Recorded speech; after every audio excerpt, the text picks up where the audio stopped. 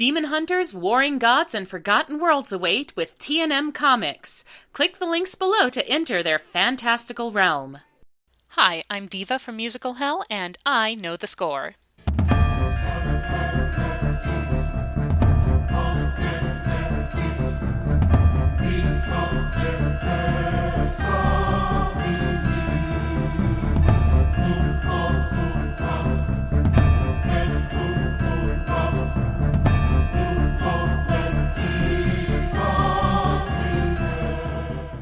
It's time once again for the Oscars, and yes, Evermore got snubbed. You know it, I know it, and it sucks, but we've got a bunch of scores and songs to talk about, and most of them are actually pretty darn good this year, so let's get on with it, shall we?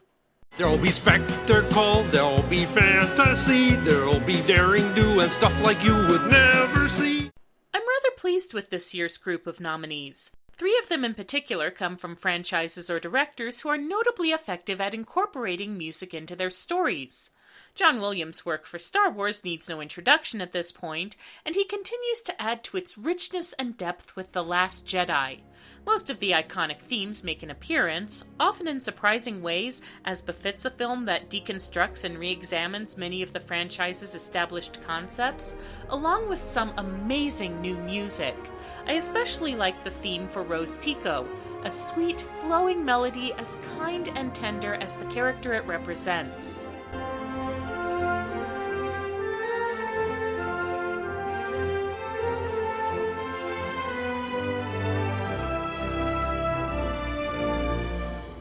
Christopher Nolan's films tend to have a solid soundtrack. Inception, anyone? And Dunkirk is no exception.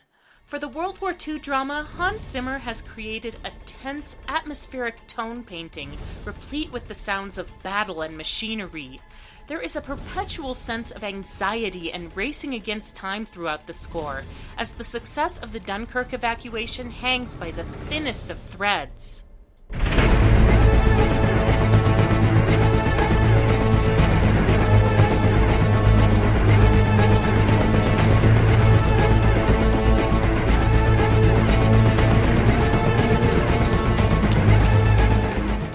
My favorite of the nominees, and the one that will win if the Golden Globes are an indicator, is Alexandre Desplat's score for The Shape of Water. That the music has a strong aquatic sense to it is unsurprising, with harp, flutes, and glass harmonica creating a flowing, nimble sound. But there are other elements at play here that evoke the nostalgia of classic films or the jazzy riffs of a spy thriller. It's romantic and apprehensive by turns and gives Guillermo del Toro's dark fairy tale the scope of passion it deserves.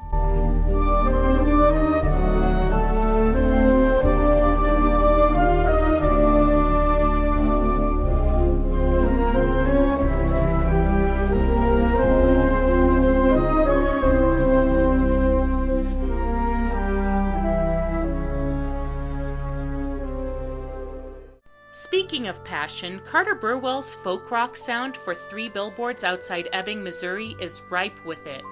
At times, the score aches with sorrow in slow, deliberate movements.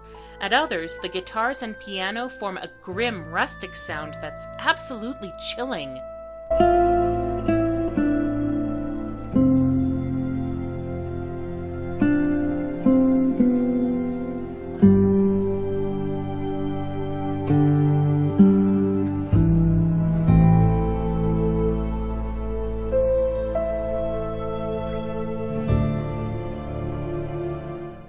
The score for Phantom Thread, on the other hand, is much more restrained, with an impressionistic chamber orchestra sound that brings a sense of formality and refinement.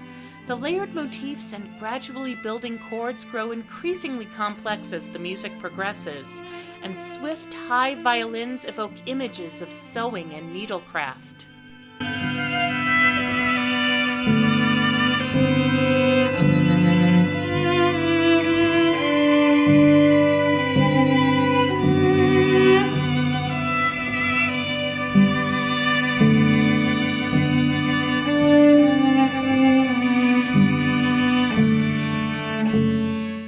Again, I'm pulling for The Shape of Water in this race, but wouldn't be too upset if Dunkirk or even 3 Billboards pulled an upset.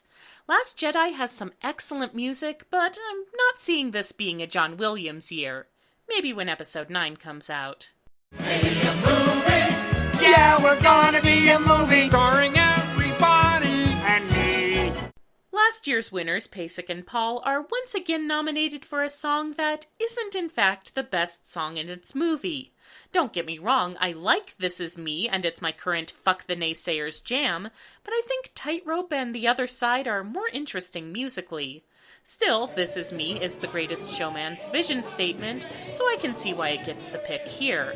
And if the music and lyrics are broadly inspirational, it still packs an enormous punch by speaking to the outcast in all of us and Keala Settle's magnificent delivery. I won't let them break me just I know that there's a place for Admit it, you are so looking forward to her rocking the stage on Oscar night. But I'm still going with Remember Me as the best song of the year, simply because it's the one most effectively employed in the context of its film. This is Pixar's single best use of music since When She Loved Me, a light, versatile melody that features in the film's 2 most heart-wrenching sequences and is infused with warmth and tenderness. And know that I'm with you the only way that I can be. So until you're in my arms again, remember me. Of the remaining 3 nominees, I think Stand Up for Something is the most powerful. Like Glory, which won Common the Oscar a couple years back, this one uses a mix of modern and older styles to connect the universality of the film's theme, pointing out that the events of the historic biopic are not too far removed from the social climate of today. Define the life you're living, not by what you take but what you're giving. And if you bet on love, there's no way you'll ever lose. Mystery of Love, meanwhile, has a haunting vintage sensation borne up by its poetic, almost spiritual lyrics. It sounds like a half-remembered melody heard underwater or in a dream. Lord, I no longer believe. Drowned in living waters, cursed by the love that I receive from my brother's daughter. And while the lyrics in Mighty River are a bit on the nose in places, I do love its gospel blues style and straightforward way of expressing itself. Time tells no lies. It keeps changing and ticking and moving, then passes by. But if you're lucky, it will be kind, like a river flowing through time. But this is going to be a repeat year for either Team Lopez or Pasek and Paul. I'm pulling for the former, but won't be too upset by the latter. It would be more deserved than City of Stars, after all. I'm Diva, I know the score, and now, so do you.